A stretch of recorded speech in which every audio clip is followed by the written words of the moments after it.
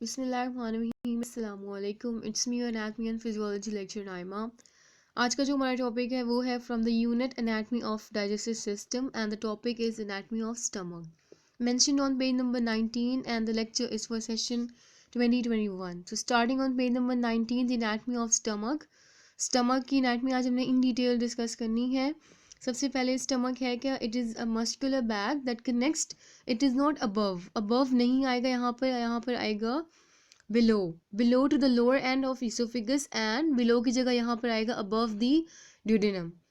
आपके इसोफिगल के lower and के जो है नीचे और ड्यूडेनम के ऊपर जो है वो प्रेजेंट होता है स्टमक। इन सिंपल वर्ड्स अगर आप कहें जनरली देखें स्टमक की लोकेशन को तो left side of upper abdomen में प्रेजेंट होता है स्टमक की जो शेप है वो जे अल्फ़ाबेट से रिजेंबल करती है और उसकी जो लेंथ है that is 10 inches long. Stomach के हमारे पास जो है वो फॉलोइंग पार्ट्स हैं, 4 पार्ट्स हैं main. The first part is cardia, second is fundus, third is body, fourth is antrum and the last is pylorus. Start करते हैं आपके स्टमक के first part that is cardia. जहाँ पर आपका इसोफिगस एंड होता है वहाँ पर ही कनेक्टेड है एक ग्रीन कलर का पोर्शन स्टमक का। इस ग्रीन एरिया को, इस ग्रीन रीजन को हम कहते हैं कार्डिया है क्या, बिल्कुल इसोफिगस के नीचे बिलो इसोफिगस कार्डिया मौजूद होता है। कार्डिया के अंदर हमारे पास थिन रिंग्स होते हैं, रिंग्स मसल्स से बने हुई रिंग्स होते हैं थिन, ठीक है। इस रिंग को हम कहते हैं कार्डियक स्फिंक्टर्स। ये स्फिंक्टर्स बेसिकली ओपनिंग्स को कहते हैं, वेल्व को कहते हैं। तो ये स्फिंक्टर्स, कार्डियक स्फिंक्टर्स प्रेजेंट होते हैं कार्डिया में, जो हेल्प करते हैं कि वो जो स्टमक में फूड आ चुका है उसको वापस इसोफिगस में जाने ना दें, ठीक है। तो ये हो गया कार्डिया का फंक्शन।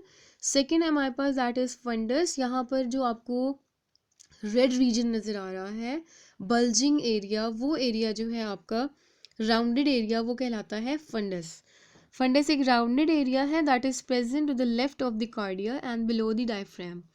कार्डिया की लेफ्ट साइड पर ये फंडस प्रेजेंट होता है एंड डायफ्राम के बिल्कुल नीचे ये फंडस मौजूद होता है।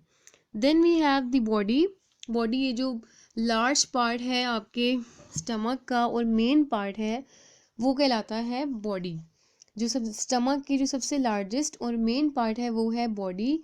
इस बॉडी के अंदर मिक्सिंग और केमिकल ब्रेकडाउन का प्रोसेस होता है। मिक्सिंग मतलब जो भी फूड है आपका जो ट्रेवल करता हुआ आया है इसोफिगस से इनटू योर स्टमक, उसकी जो मिक्सिंग होती है विद द गैस्ट्रिक जूसेस के साथ खाने का मिक्स होना और उसके बाद जो केमिकल डाइजेशन का जो प्रोसेस है वो इसी एरिया में स्टार्ट होता है। तो बॉडी जो है वो एरिया है जहाँ पर केमिकल डाइजेशन का और मिक्सिंग का प्रोसेस स्टार्ट होता है, इनिशिएट होता है।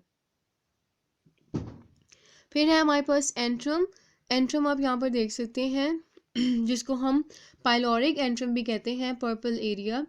पाइलोरिक एंट्रम क्या करता है, ये आपके जितना भी फूड है जब तक वो टोटली डाइजेस्ट नहीं हो जाता अपनी स्टमक के अंदर, जब तक आपका फूड जो है वो टोटल डाइजेस्ट नहीं हो जाता, वो जो फूड है वो एंट्रम के अंदर ही ठहरता है। ये एंट्रम होल्ड करता है उस फूड को ताकि वो जब तक वो तैयार नहीं हुआ स्मॉल इंटेस्टाइन में जाने के लिए तब तक जो है वो आपके स्टमक के एंट्रम में ही फूड जो है वो रहता है, ठहरता है। तो ये बेसिकली क्या है, होल्डिंग साइड है, किसके लिए, खाने के लिए, फूड के लिए, ताकि जितनी देर तक डाइजेशन का प्रोसेस होता रहे आपका जो खाना है वो इसी हिस्से में स्टमक के रहे, होल्डेड रहे। उसके बाद लास्ट पार्ट है हमारे पास पाइलोरस जो है वो बेसिकली एक कनेक्शन है between your stomach and small intestine के फर्स्ट पार्ट जिसको हम कहते हैं ड्यूडेनम को, ठीक है। स्टमक एंड हो रहा है कहाँ पर, पाइलोरस पर, और पाइलोरस जो है वो कनेक्शन दे रहा है किसके साथ, स्मॉल इंटेस्टाइन के first part that is duodenum. तो pylorus it is a connection between your small intestine and stomach, ठीक है। यहाँ पर भी अगेन अब यहाँ पर एक और स्फिंक्टर मौजूद होगा। स्फिंक्टर का काम क्या है, एंट्री देना, ओपनिंग प्रोवाइड करना फूड के लिए। अब ये ओपनिंग इसलिए है कि वो जो फूड आपके स्टमक में था वो आपकी स्मॉल इंटेस्टाइन में आ सके, शामिल हो सके। तो जितना भी आपका गैस्ट्रिक कंटेंट है, गैस्ट्रिक फूड है, वो ट्रेवल करता है आपके स्टमक से और आता है स्मॉल इंटेस्टाइन के ड्यूडेनम में, किसके ज़रिए से? Through the opening of pyloric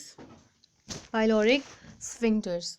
तो ये तो था स्टमक का स्ट्रक्चर एंड पार्ट्स। अब बात करते हैं स्टमक की लेयर्स की। जो स्टमक है आपका वो सेवरल लेयर्स में कवर्ड होता है। ये जो यहाँ पर मेंशन किया गया है सीक्वेंस, ये है सबसे अंदरूनी से लेकर सबसे बैरूनी लेयर। सबसे पहली लेयर है हमारे पास म्यूकोसा, म्यूकोसल मेम्ब्रेन, जो कि सबसे इनर मोस्ट लेयर है आपके स्टमक की। सेकेंड है हमारे पास म्यूकोसा के बाद जो लेयर आती है वो है सब म्यूकोसा। सब म्यूकोसा जो है वो कनेक्टिव टिश्यूज से बनी हुई होती है, जिसके अंदर ब्लड है, लिम्फेटिक वेसल्स हैं, नर्व सेल्स हैं और फाइबर्स मौजूद होते हैं। सबसे अंदर की लेयर म्यूकोसा, उसके बाहर जो है वो सब म्यूकोसा, उससे बाहर मस्कुलैरिस प्रोप्रिया। ये लेयर जो है वो 3 लेयर्स ऑफ मसल से मिलकर बनती है और मेन मसल है आपके स्टमक की। मस्कुलैरिस प्रोप्रिया मेन लेयर है या मेन मसल है स्टमक की। उसके बाद जो सबसे एक्सटर्नल लेयर है जिसके अंदर इनक्लोज होता है स्टमक, सबसे आखिरी लेयर बैरूनी लेयर, वो है सिरोसा, जो कि एक फाइब्रस लेयर है, कवर करती है स्टमक की आउटसाइड को। इस लेयर को, सिरोसा को जो है हम विज़रल पेरिटोनियम भी कहते हैं। तो ये तो थी layers of the stomach and the parts of stomach. Stomach की लेयर सबसे अंदरूनी म्यूकोसा, उससे बाहर सब म्यूकोसा, उससे बाहर मस्कुलैरिस प्रोप्रिया और सबसे ऊपर सबसे बाहर जो है वो सिरोसा लेयर मौजूद होती है। तो यहाँ पर जो है वो आपने इन पार्ट्स को, आई होप यहाँ पे समझ आ गई होगी, द एनाटमी ऑफ स्टमक।